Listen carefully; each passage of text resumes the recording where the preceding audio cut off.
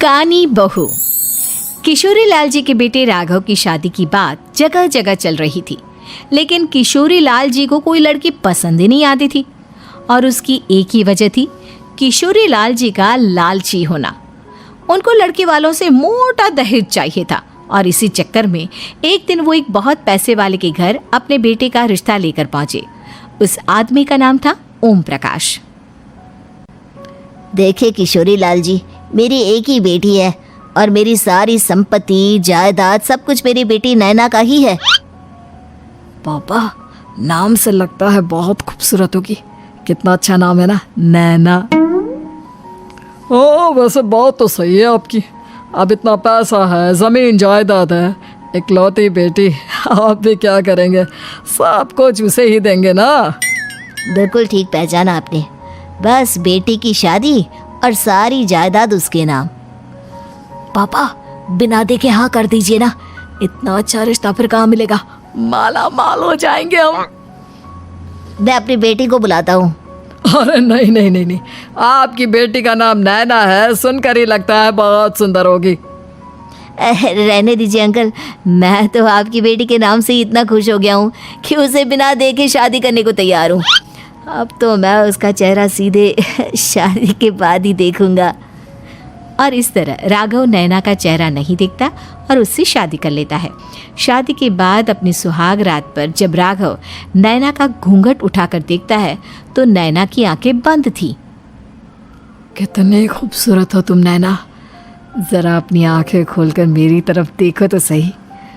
नहीं, मुझे शर्म आती है। अरे मैंने तुम्हें शादी से पहले भी नहीं देखा, और अब अगर तुम आंखें खोलकर मुझे देखोगी भी नहीं तो मुझे अच्छा कैसे लगेगा? इससे पहले कि नैना अपनी आंखें खोलकर राघव की तरफ देखती, अचानक से लाइट चली गई और राघव नैना को पूरी तरह से देख भी नहीं पाया। अगली सुबह नैना राघव के लिए नाश्ता बनाकर लेकर आई। अरे ये क्या, आधा पराठा सेका हुआ है और आधा बिल्कुल कच्चा। ये तुमने क्या किया नैना? बहू, तुमने क्या आधा पराठा तवे से नीचे लटका कर रखा था, जो आधा सेका है और आधा कच्चा? मुझे जितना दिखेगा उतना ही तो सीखूंगी ना पापा जी। जहाँ जहाँ मुझे नजर आ रहा था वहाँ मैंने सीख लिया, जहाँ जहाँ नहीं दिखा वहाँ कच्चा रह गया होगा। इसका क्या मतलब है? ये कैसा मजाक कर रही है तुम? अरे बहू, तुमने इतना लंबा घूंघट क्यों लगाया हुआ है? देखो, हमारे घर में बहुओं को बेटी की तरह रखा जाता है, और फिर तुम तो इतना सारा माल लेकर आई हो। देखो, ये घूंघट डालकर रखने की कोई ज़रूरत नहीं है। हाँ नैना, पापा जी ठीक कह रहे हैं, तुम तो आराम से रहो, अपना ही घर समझो। नैना अचानक से अपना घूंघट उठा लेती है। अरे ये क्या पापा, नैना की तो एक आंख फूटी हुई है।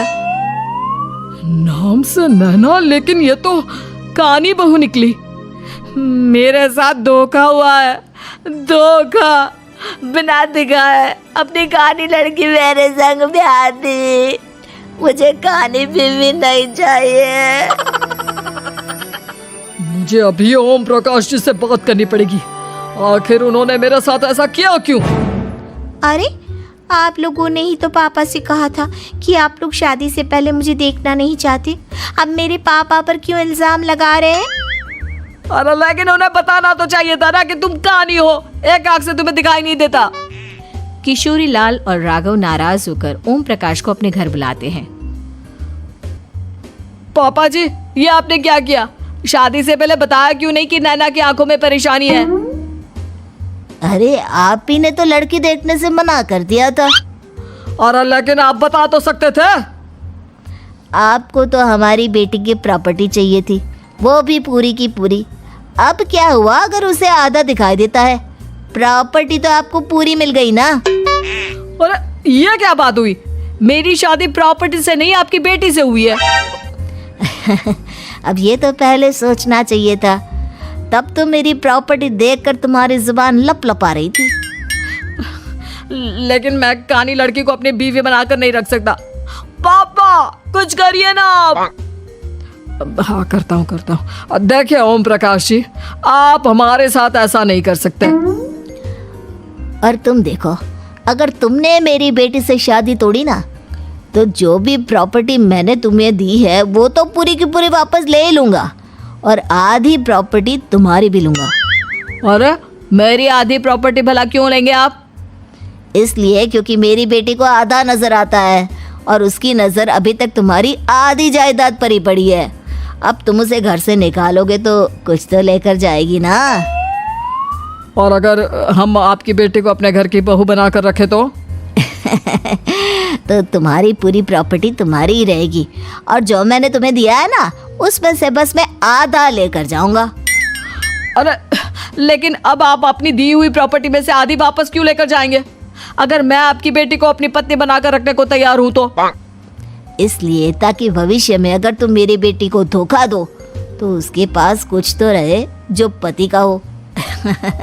वैसे मेरे पास तो बहुत कुछ है, लेकिन अपने पति की कोई निशानी तो उसके पास होनी चाहिए ना। अब अगर तुमने मेरी बेटी को कानी कहा तो तुम्हें प्रॉपर्टी भी कानी ही मिलेगी, पूरी नहीं। जमाए राजा। किशोरी लाल और राघव समझ चुके थे कि वो बुरी तरह फंस चुके हैं और अब उनके पास वहां से निकलने का कोई चारा नहीं है। अब समझ में आया ना, लालच बुरी बला होती है। एक तो तुम्हें प्रॉपर्टी मिली, ऊपर से बीवी मिली, उसमें तुम्हें नखरे भी दिखाने हैं। आए बड़े, चुपचाप बैठो दोनों। कुछ दिनों के बाद नैना राघव की कार लेकर बाजार घूमने निकलती है और जब कार लेकर वापस आती है, ये क्या? एक तरफ से मेरी गाड़ी पूरी खराब हो चुकी है।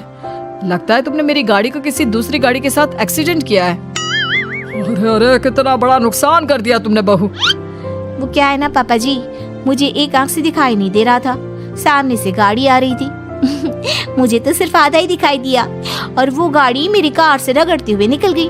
अब मैं क्या करूं बताओ? आप इसे ठीक कराने के पैसे कौन देगा? तुम्हारे पापा? तुमने मुझसे इस तरह से बात की? अभी रुको। नैना राघव की शिकायत ओम प्रकाश को कर देती है। देखो राघव, अब जो मेरी आधी प्रॉपर्टी तुम्हारे पास थी ना, उसमें से आधी और मैं लेकर जाऊंगा, क्योंकि तुमने मेरी बेटी को डांटा। अरे नहीं नहीं पापा जी, गलती हो गई, माफ कर दो। गलती की तो कोई गुंजाइश ही नहीं। अगली बार मेरी बेटी को डांटा तो बची हुई आधी में से आधी और ले जाऊंगा।